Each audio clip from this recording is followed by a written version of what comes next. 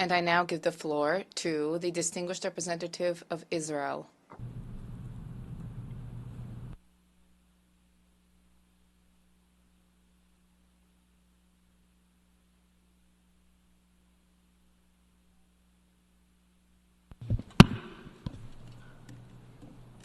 Madam President, Excellencies, it is symbolic that we gather here today in this distinguished Hall of Nations to remember and honor the victims of World War II.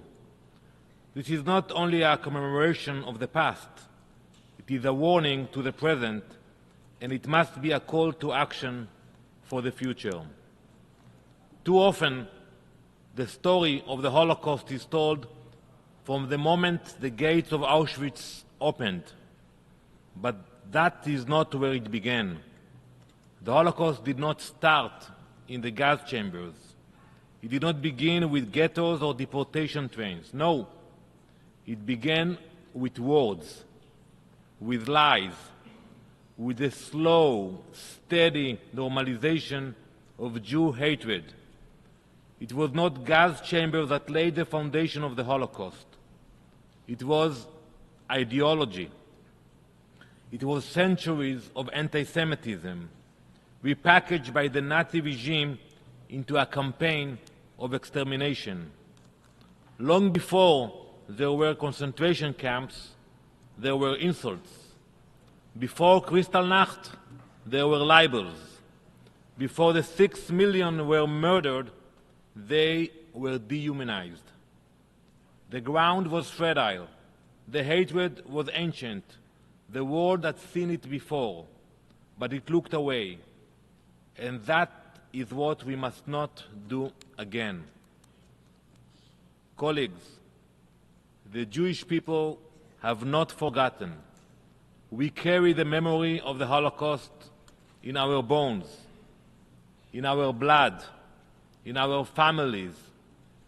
As Israel's ambassador, I stand here to speak not only for the memory of the 6 million, but for the mission they passed on to us, to ensure that what happened once will never happen again.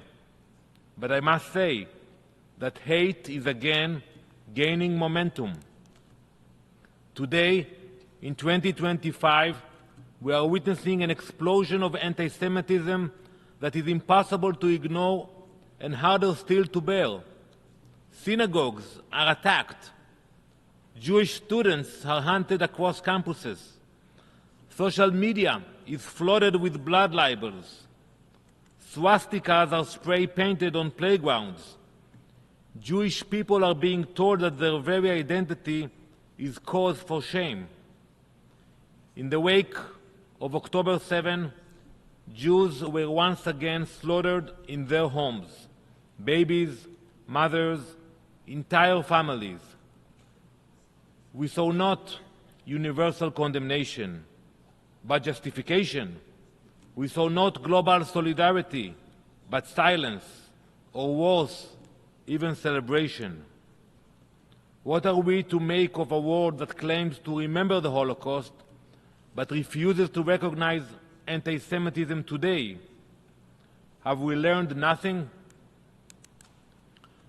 When terrorists film their massacres, parade dead kidnapped children through the streets, and then call it resistance, and the world justifies it, what lesson from World War II was truly learned? When Jewish grief is questioned, when Jewish trauma is dismissed, when Jewish life is treated as negotiable, what has remembrance really achieved? When the world allows Jewish hatred to fester, Jews are murdered. That is fact. That is history. That is why we cannot separate remembrance from responsibility. That is why I urge all member states to adopt the IHRA definition of anti-Semitism. As a nation born from the ashes of the Holocaust, a nation our murdered grandparents could only dream of, we do not take this task lightly. We will continue to educate. We will continue to speak the truth. We will call out anti-Semitism, even when it comes dressed in the language of human rights.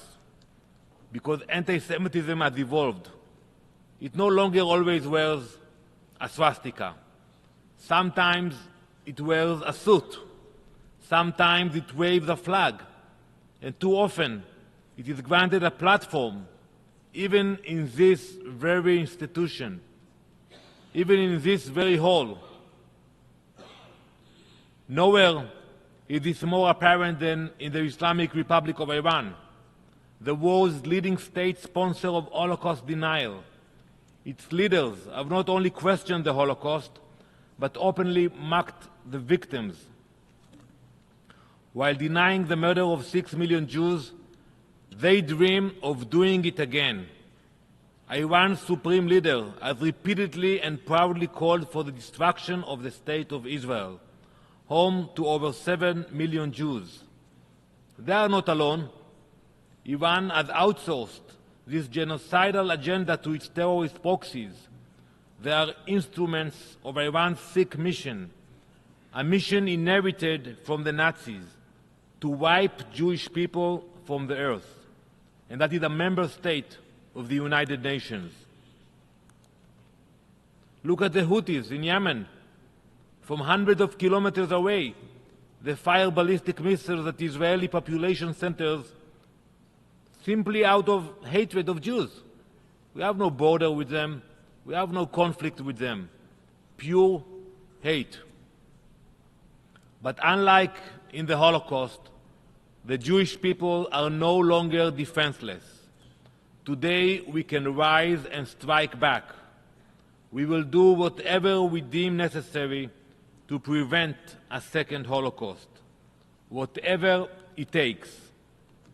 That is why this commemoration matters, because we need more courage to confront the evil that remains, hoping to drag us backwards. Today, as we remember the victims of World War II, let us remember all of them, the soldiers who fought evil, the civilians caught in the crossfire, the nations that paid the price, and the Jewish people who bore the worst of humanity's failure to stand up in time. If the UN is to honor the legacy of World War II, it cannot do it selectively. It must confront anti-Semitism wherever it arises. It must call out in every forum, every resolution, every gathering. It must stand with the Jewish people, not only when it's easy, but when it is hard. Many here and many around the world proclaim, never again. Now is the time for that proclamation to finally become action. Let it be our policy. Let it be the promise that this time the world will not be silent. Thank you. Thanks for watching. Drop a comment below. Don't forget to like, share, and hit subscribe to stay updated with our latest content. Until next time, stay informed and inspired. This is Dejobnik signing off.